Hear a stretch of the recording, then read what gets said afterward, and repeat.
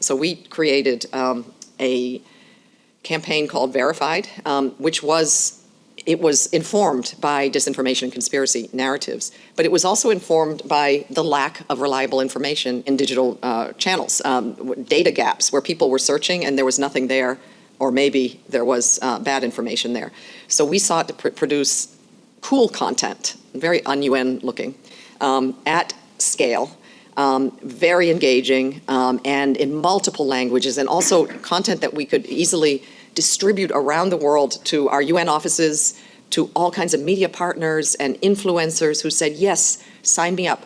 We had a volunteer program called Information Volunteers, Verified Information Volunteers. Do you want to sign up and be a digital first responder? Even if you have 50 friends online, that's important to us. We've developed a very powerful network of trusted messengers. We also, again, informed by mis and disinformation, but also by academia who tell us people are not reached by a big institution in New York City telling you that the vaccine is safe. They're reached by a trusted messenger in their local community.